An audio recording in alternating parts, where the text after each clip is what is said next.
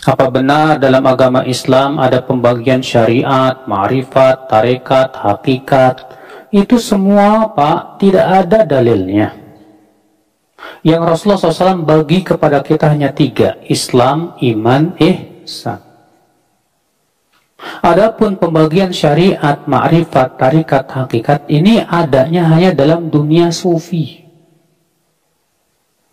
Di mana dalam agama sufi, orang yang masih derajatnya rendah, masih punya kewajiban menjalankan syariat, maka mereka disebut dengan tingkat syariat. Nanti kalau sudah tinggi lagi derajatnya ma'rifat, maka sudah tidak perlu lagi syariat. Makanya tidak aneh dalam dunia sufi, seorang wali tidak perlu terikat dengan ajaran para nabi.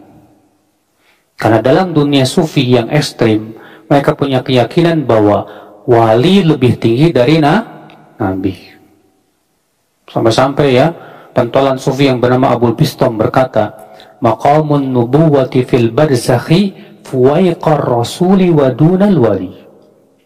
Di alam barzakh itu, nabi itu di atas rasul, di bawah wali. Berarti yang paling tinggi siapa? Wali.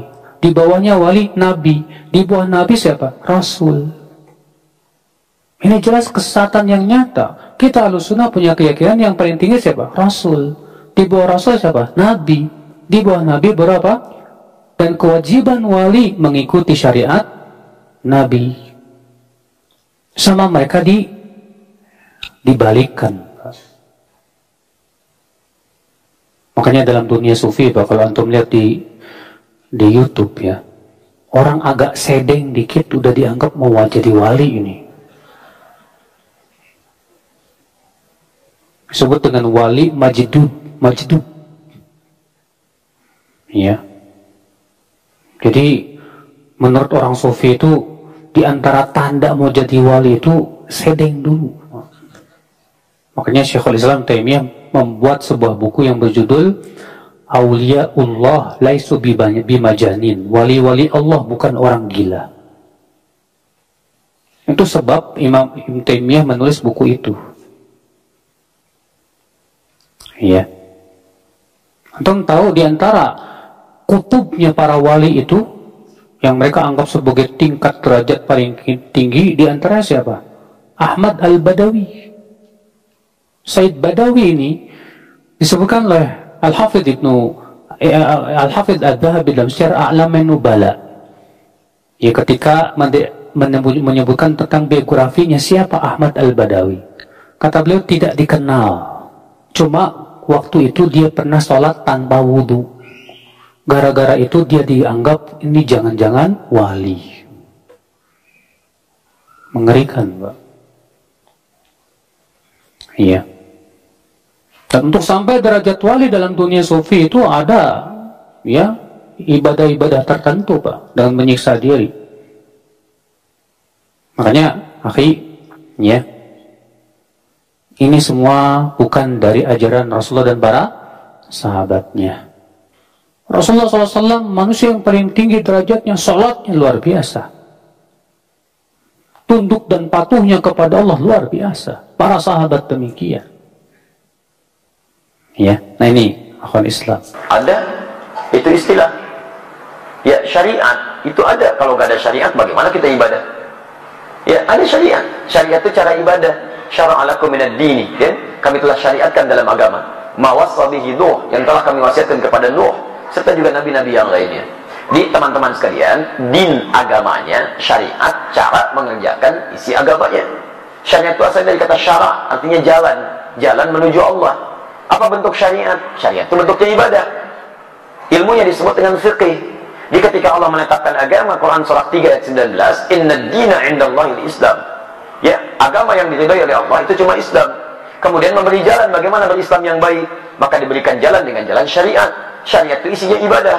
Makanya ketika ditanya tentang Islam, Nabi SAW oleh malaikat Jibril, disebutkan di hadis Muslim, nomor hadis yang ke-8, di jilid yang pertama, rawinya sahabat Umar bin Khattab radhiyallahu ta'ala anhu, posisi paling kiri sebelah atas di kitabnya. Ketika ditanya mal Islam, apa itu Islam? Dijawab dengan syariat. Antashhadu an la ilaha illallah wa anna Muhammadar Rasulullah, ibadah lisan. Wa tuqimas salat, salat. Wa tu'tiyaz zakat, zakat. Wa tasuma Ramadan, puasa. Wa tahujjal baita in istata'ta ilaihi sabila. Dan tunaikan haji sesuai dengan kemampuan Anda. Berusaha untuk mampu mewujudkannya. Itu syariat namanya. Jadi kalau disebutkan syariat itu maksudnya salat, maksudnya puasa, maksudnya haji. Jadi kalau ada bahasa menegakkan syariat Islam, harus. Kalau ada yang nggak mau menegakkan syariat Islam, namanya bukan orang Islam. Ya, syariat itu sholat. Jangan takut dengan syariat Islam. Ya, orang-orang yang menegakkan syariat Islam itu artinya mau ibadah. Sholat itu syariat Islam. Baik, puasa itu syariat Islam. Jadi kalau ada yang mengatakan tidak boleh berlaku syariat Islam, orang itu aneh. Aneh dia, apalagi kalau diucapkan oleh orang Islam. Nggak sehat dia. Dia sedang kurang sehat, mungkin terlampau lelah dia. Ya, mohon maaf. Kalau orang Islam mengatakan tidak boleh berlaku syariat Islam, artinya orang aneh. Syariat Islam itu artinya ibadah. Dia melarang ibadah. Dia, teman-teman sekalian, jadi jangan dulu kita terlampau tinggi-tinggi memahami sesuatu. Ingat baik-baik, syariat itu diterapkan sesuai dengan keadaan kita, sesuai dengan tuntutannya. Tuntutan bagi kita personal itu ibadah. Sholat itu ibadah, zakat ibadah, puasa ibadah. Ibadah itu diterjemahkan dalam bentuk perilaku. Orang yang sholatnya bagus, akhlaknya mulia, kata-katanya bagus. Jadi ketika kata-kata Anda baik itu, Anda sedang mengerjakan syariat Islam. Ketika Anda jujur, Anda sedang menegakkan syariat Islam. Ketika Anda tidak korupsi, Anda sedang menegakkan syariat Islam. Jadi kalau ada orang Islam korupsi, dia sedang menentang syariat agamanya. Ketika ada orang Islam misalnya bohong, itu sedang menentang syariat agamanya. Jadi kalau syariat dipraktikkan, aman kehidupan dunia ini. Aman. Coba lihat, di Islam itu bunuh saja satu orang.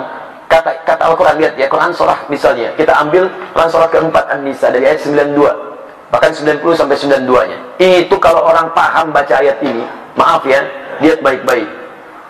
Wa may yaqtul mu'minan muta'ammida fajaza'uhu jahannam. Siapa yang sengaja membunuh satu orang saja beriman, satu orang saja, satu orang, maka balasannya neraka jahanam. Awas, khalidan fiha, kekal di dalamnya. Wa ghadiballahu alaihi, Allah murka kepadanya. Wa la'anahu, dilaknat dia. Wa 'adda lahu 'adzaban 'aziman. Dan Allah janjikan kepadanya siksa berlipat. Saya mau tanya pada Anda, muslim mana yang bercita-cita masuk neraka jahanam? Muslim mana? Makanya kalau orang benar-benar beriman kepada Allah, Islamnya benar, mau menegakkan syariat, nggak mungkin dia bunuh orang. Mustahil. Demi Allah saya katakan mustahil. Karena ketika mau bunuh, taruhannya neraka jahanam. Jangankan bunuh, maaf, mencela aja dilarang. Quran surah 49 ayat 12. Ya ayyuhalladzina amanu la yaskhar qaumin qaum. Jangan saling cela. Jangankan saling cela, matanya aja nggak boleh lihat yang tidak baik. Quran surah 24 ayat 30 untuk laki-laki, 31 untuk perempuan. Ya, jangankan untuk menendang, jalan yang sombong aja nggak boleh. Quran surah 31 ayat 18. Wala tamshi fil ardi maraha. Ayo, jangankan korupsi, mau curang aja nggak boleh. Wailul lil mutaffifin. Bahkan kata Al-Quran, aduh, daripada dipakai mencuri, potong aja tangannya. As-sariqu was-sariqatu faqtu aydiyahuma. Pencuri laki-laki perempuan, daripada tangannya dipakai perbuatan kotor, potong aja tangannya. Paham ya? Jadi kalau orang menegakkan syariat Islam dengan baik, aman, polisi tenang tugasnya. Wah, santai aja minum teh. Mau nyuri, ayo, muslim kan? Masya Allah. Mau bohong, nggak bisa. Ayo, ingat ayatnya, cuman gitu aja. Gampang tugasnya, Masya Allah. Nggak ada pekerjaan itu. Baik, jadi tenang teman-teman sekalian. Nyaman kita. Silakan cek zaman Nabi. Berapa banyak tingkat pencurian terjadi? Cek zaman sahabat dan sebagainya. Lapas gak akan penuh kayak sekarang. Sekarang membludak dan sebagainya. Ya kalau orang paham, gagal mencuri, gagal ini, gagal itu, gak akan bisa. Ujung-ujungnya apa? Ujung-ujungnya tenang kehidupan kita. Itu syariat namanya. Baik, cara untuk mengerjakan syariat disebut thariqah. Thariqah itu jalan, cara. Bagaimana caranya? Belajar dengan ilmu. Dengan ilmu. Dulu sahabat ada yang mau sholat, ilmunya belum bagus, belum belajar dia. Lihat di Al-Bukhari, nomor hadis 744. Nomor hadis di Muslim 397. Anda punya Subulus Salam yang versi bahasa Arab, ya, lihat jilid kedua, halaman 31. Perhatikan bagaimana seorang bernama Khalad bin Rafi Az-Zuraiqi sholat di masjid Nabi, di samping Nabi. Selesai sholat datang pada Nabi. Fa'atan Nabiya sallallahu alaihi wasallam faqala assalamualaikum, assalamualaikum ya Rasulullah. Kata Rasulullah SAW, waalaikumsalam warahmatullah. Irji' salli fa innaka lam tusalli. Balik lagi sholat karena Anda belum sholat. 3 kali dia mengerjakan, 3 kali Nabi mengatakan, sholat lagi, Anda belum sholat. Dia berkata, ya Rasulullah, ma'uhsinul ghairah. Saya nggak bisa lebih bagus lagi daripada ini. Alimni, tolong ajarkan saya. Masalahnya, dia tidak belajar dengan baik. Thariqah salatnya, cara salatnya tidak seperti Nabi mengajarkan. Maka dari itu diajarkan oleh Nabi, idza qumta ila shalah, kalau kamu pengen salatnya bagus, lihat asbighul wudu, sempurnakan wudu. Tsumma istaqbilil qiblah, menghadap kiblat yang benar. Kemudian takbir sampai dengan salam. Diajarkan oleh Nabi. Di thariqah itu cara beribadah dengan baik. Caranya bagaimana? Belajar berilmu. Maka turun ayat-ayat tentang belajar. Nabi aja belajar. Turun Quran 96 ayat 1 sampai 5. Iqra bismi rabbikal ladzi khalaq. Turun Quran surah 9 ayat 122. Wa ma kana al-mu'minuna liyanfiru kaffah. Falawla nafara min kulli firqatin minhum ta'ifah liyatafaqahu fid din. Turun Quran surah 58 ayat ke-11. Ya ayyuhalladzina amanu idza qila lakum tafassahu fil majalis fafsahu yafsahillahu lakum. Banyak ayat Quran dan hadis mengatakan itu semua. Ya, muncul hadis misalnya hadis riwayat Al-Bukhari nomor hadis 71 di Kitabul Ilmi, posisi paling kiri sebelah atas di kitabnya. Riwayat Abu Hurairah radhiyallahu taala anhu, "Man yuridillahu bihi khairan yufaqihu fid din." Siapa yang diinginkan jadi orang baik menurut Allah, maka dia akan dibimbing untuk mau belajar tentang agamanya. Hadis riwayat Ibnu Majah nomor hadis 233. Dari Abu Darda radhiyallahu taala anhu, "Man salaka tariqan yaltamisu fihi 'ilman, sakhalallahu lahu tariqan ilal jannah." Siapa yang mau menyiapkan dirinya menempuh jalan untuk belajar tuntunan agamanya, maka akan dimudahkan jalannya dia untuk ke surga. Salaka tariqan, jelas kalimat habibnya. Tariqah. Man salaka tariqan tariqah. Jadi belajar itu adalah bagian dari sarana untuk mendekat kepada Allah dengan mengamalkan nilai syariat. Kalau tariqahnya sudah bagus, syariatnya sudah baik, maka ma'rifah dia. Ma'rifah itu kenal dengan Allah baik, kenal dengan dirinya, kenal tugas-tugas hidupnya. Kalau orang sudah kenal dengan Allah, tahu bagaimana sifat Allah, tahu bagaimana memanggil Allah, tahu bagaimana Allah, maka dirinya akan menegakkan syariat dengan benar, menjauhi hal yang dilarang, menegakkan hal yang diperintahkan. Nih, kalau orang kenal Allah, dia mau minum, dia kenal karena Allah itu melihat dirinya. Maka karena dia tahu Allah melihat dirinya, dia tidak akan pernah menyentuh minuman yang tidak Allah sukai. Karena saat akan disentuh, dia tahu Allah melihat. Nih, lihat. Kalau orang kenal dengan Allah, keluar dari masjid, nggak akan mungkin melangkahkan kaki kanan. Karena soleh dia. Pasti kiri. Dan tidak akan mungkin tertukar sandal.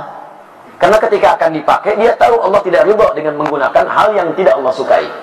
Silakan. Kalau Anda tidak percaya, hati Anda pun pasti akan menolak. Coba iseng-iseng ya. Begitu keluar dari sini, pakai alas kaki orang lain. Pakai alas kaki orang lain. Begitu Anda pakai, hati Anda akan mengatakan, itu bukan punya kamu. Jangan lakukan. Jadi hati Anda aja menolak. Apalagi orang yang sudah kenal dengan Allah. Sudah kenal itu, wah, baru lihat aja, sendalnya nggak ada. Dia akan pakai sendal orang lain, takut. Takutnya bukan takut karena yang dipakai bukan punya dia, bukan. Takutnya takut kalau Allah murka dengan diri. Nih lihat, kalau orang kenal dengan Allah, mau sholat aja, persiapannya banyak. Quran surah 7 ayat 31. Ya bani Adam akhudhu zinatakum inda kulli masjid. Ya anak cucu Adam, kalau ada panggilan dari masjid, kenakan pakaian terbaikmu. Dia dipanggil, diundang sama manusia. Bahkan cari bahan dulu, dijahit dulu, pakaiannya bagus, ada pakai batik, sepatunya baru berangkat. Dipanggil oleh orang manusia, pakaian bagus. Dipanggil oleh yang menciptakan manusia. Bagaimana kira-kira penampilannya? Maka orang yang kenal dengan Allah, dia akan kenakan pakaian terbaiknya. Malu kalau menghadap Allah, pakaiannya tidak disukai oleh Allah Subhanahu wa ta'ala. Malu kalau bacaannya itu kurang bagus di hadapan Allah. Menghadap pada manusia, bacaan ditata. Kadang-kadang bikin konsep. Begitu saya berhadapan dengan manusia, masih pakai konsep juga. Masya Allah. Bahkan antar pemimpin dunia, satu presiden, masih pakai konsep juga. Takut salah. Ya, takut salah. How can you do that? Masya Allah, lihat misalnya kan. Di konsep takut salah, takut keliru. Berhadapan dengan manusia, Anda masih persiapan. Maka bagaimana berhadapan dengan Allah? Maka orang yang kenal Allah, dia akan belajar. Takut kalau baca Al-Fatihah masih berantakan. Takut dengan katanya bernuntut, pengen beribadah, tidak ada persiapan kita maksimal. Itu yang disebut dengan ma'rifah.